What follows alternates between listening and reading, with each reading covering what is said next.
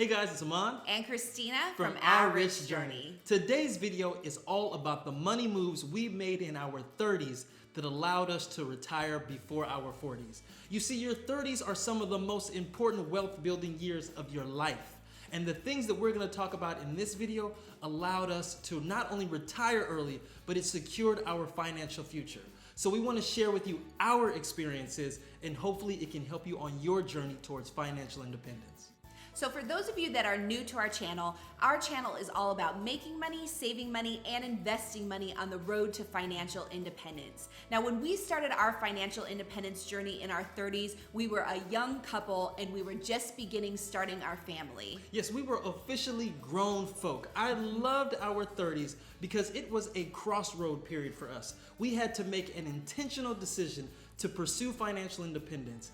It was also a period where if we made the wrong decision, it could not only set us back on our journey, but it could totally derail our financial independence journey.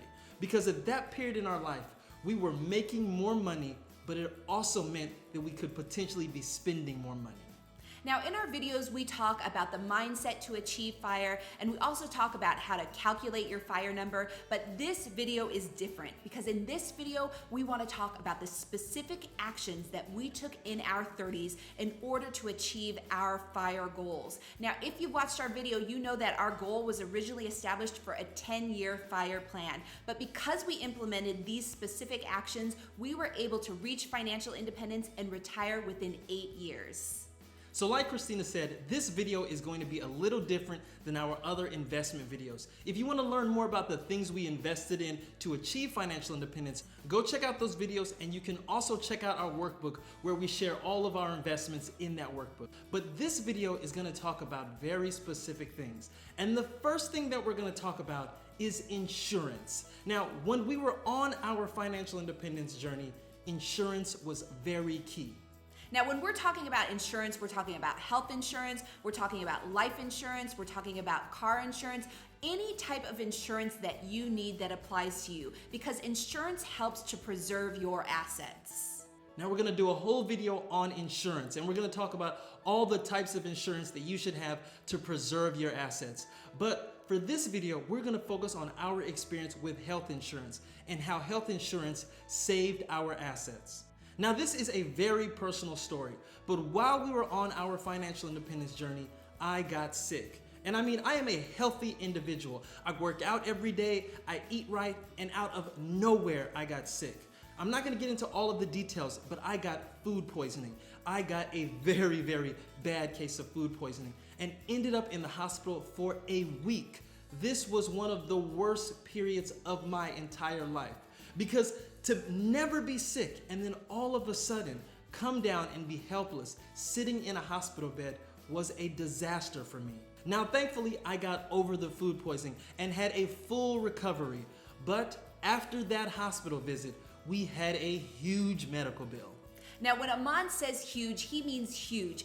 Our bill was over $100,000. Now, thankfully, we had health insurance, and health insurance covered the majority of that bill. But this is an example of why we needed insurance. I mean, in this specific example, like Aman said, he was completely healthy. There was no way to predict that he would get food poisoning and that he would be in the hospital for a week. And there's no way to predict that we would have had a $100,000 bill as a result of it. Now, we all hate paying insurance, but when you need it, you are glad you have it. So on our journey towards financial independence, imagine if we did not have insurance at that period. Now, that's just one example of when insurance came in handy. We've had other examples when we've had to access our insurance and we're glad we had it. So that's insurance. But now the second thing that we did in order to achieve financial independence in our 30s was that we avoided debt as much as possible. Now, I know people that are looking at this video are probably already thinking that they have a mortgage or they have student loans, but in our 30s, our goal was to really minimize the amount of debt that we took out. Now, if you've watched our videos, you know that we've invested in the stock market and we also invested in real estate. Now, investing in real estate, we had to take out mortgages, so that meant that we were assuming debt. But part of the thing that we thought about when we were taking out mortgages is that we didn't want to buy too much home. Now, we have friends that go into the real estate market and they purchase their home and they buy huge homes and they are paying for it now. In our 30s, we were focused on buying homes that fit our needs, which meant smaller sized homes with lower mortgages and lower monthly payments. Now, this is such a crucial point because when people go home shopping, they get out of hand. They want the study, they want the foyer, they want the man cave, they want all of these unnecessary aspects in a home which they never use. When we were a family of 4, we bought an 1,100 square foot home for a family of 4. Now see, this was a very intentional decision because we knew exactly how we were gonna use that home. We knew we did not need all of this excess space, but we also knew that by making this intentional decision, it meant more money in our pockets and more money to invest on our journey towards financial independence. So that is mortgage debt. But if you're watching this video, it's very likely that you also have some form of student loan debt. Now, Amon and I are very fortunate in that we have no student loan debt, but a lot of people do. And we've noticed with some of our friends are trying to put off the inevitable of paying off the student loan by asking for deferrals. And what happens with that is that compound interest is still working, even when you're in a deferred payment plan. Now we want to make an important point here because on one end, you could be investing in the stock market and letting compound interest work your wealth.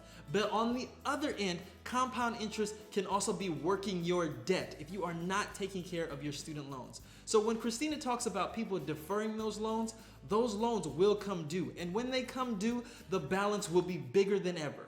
Now there is something else that we want to mention about student loans, and it is the loan forgiveness program.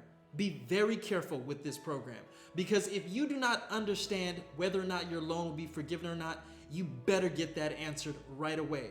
And you should also understand that forgiveness does not mean free because at the end of your forgiveness, there may be a tax bill due that is bigger than you expect. So our point is, when you are developing your loan repayment strategy, understand it in full. Call your loan provider as much as possible and get someone on the phone to explain it to you. And then call them back again and get someone else from that same company to affirm what the previous person explained to you. You see, student loans can get very complicated and hairy. And sometimes the people managing them, they don't have all the information at hand. So it's important that you take control of your student loans and you understand exactly how that repayment is going to take place. So our next tip is keeping your expenses low. Now, when we were in our 30s, our income started to increase. And with that increase, it's very easy to start doing these things where you want to keep up with the Joneses. So you have to be very aware of that and maintain that minimalist lifestyle. That's what we did. Like Amon said, we lived in a 1,000 square foot home. Not only that, but we also bought an $800 used minivan and drove that around town. And we loved driving that $800 car around town because it meant something bigger than just an $800 car. It meant that we were also amassing wealth behind the scenes. You see, while our friends were digging deeper holes into debt, while their lifestyles were getting more expensive, and thus they had to maintain those lifestyles, it meant that they had to work longer. But if you make the decision in your 30s to live a more intentional life, to be smarter with your money, and don't make more money to spend more money, you can definitely get ahead in your 30s. The next thing we did in our 30s was identify future obligations. You see, by the time you're 30, life kind of becomes clear. You're able to identify the future that you may be responsible for. And I'll give you an example when I say the future you may be responsible for. Our children. We are responsible for our children going to college, for all of the things between now and the time they go out that door. So in your 30s, you're able to plan for that life. You're able to invest for that life. So for us, it meant opening custodial accounts for our kids so that they could pay for their college. Or it meant setting aside money to help an aging parent. Whatever the case may be, in our 30s, we were able to identify those future obligations and start planning for them then. The next thing that we did in our 30s was that we studied our credit and we used credit wisely. Now, we talked about not having debt, but in our videos, we also talk about travel hacking and using credit cards to be able to travel for free. Now, this would not be possible unless we used our credit wisely and we understood how to maintain a high credit score. And really understanding your credit score and maintaining a high credit score are very important. I mean, in your 30s, they can determine the type of house that you can buy and how much you're paying on that house. It's that important. Now, I'll give you an example of people in their 30s that don't entirely understand credit. So we've talked to people and they tell us that they think they have to maintain a balance on their credit card in order to keep a high credit score. And that is absolutely a myth. That is not correct. And we've talked to other people that don't understand what credit utilization ratios are. So these are all things that you should be establishing and understanding in your 30s so that they can impact you positively moving forward. The next thing we did, and this is a big investment tip, is we maxed out our retirement accounts. And we'll give you 3 that we maxed out every single year. And it is our 401k, our Roth IRA, and our HSA. We call those the 3 pillars of fire because by maxing those out, you are taking full advantage of your tax advantage accounts. So we have a lot of investment videos, and one of my favorite videos is the HSA because a lot of people aren't completely familiar with an HSA or how you can use it as an investment tool. So if you're interested in learning more about investments or the different types of investment accounts that are tax advantage, we'll leave a link in the description below. So the next thing that we did in our 30s was that we focused on our financial relationship with one another. Now, Aman and I are very fortunate because we have the same set of financial goals and we have almost like the same set of financial background. So for us, it's very simple. Figuring out our goal and working together on it. But some couples have a more difficult time. They have different types of goals, they have different spending styles. So in your 30s, start developing a style that meshes together. Focus on your financial relationship. In fact, we did a video on 10 money questions you should ask your significant other. If you haven't seen that video, watch that video, but go on a date and watch it. Light some candles, fireplace, and go over those questions. But see, you can really make this a fun and romantic thing. Being on the same page with your spouse pays dividends for the rest of your life. Okay, so that segues into our last tip. We talked about paying dividends for the rest of your life. If you really want dividends and you really want to see financial growth, the next thing that we did in our 30s was we really developed our financial literacy. And we took our time doing it. We read books, we read blogs, we listened to podcasts.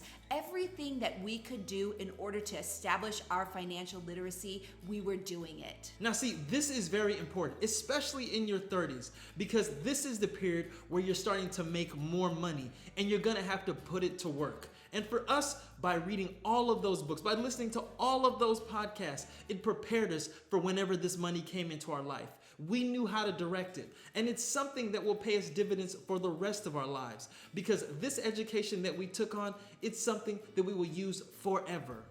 So these are the top things that we did in our 30s in order to reach financial independence and to retire early. Now, if you're in your 30s, take a look at these things and see if you can implement these things in order to grow your wealth. But you don't have to just be in your 30s. Start in your 20s, or if you're not in your 20s or 30s, start in your 40s, your 50s, your 60s. Take these things that we talk about and see how you can implement them in your life. And remember, if you like this video, make sure you give us a thumbs up, subscribe to our channel, and join the journey.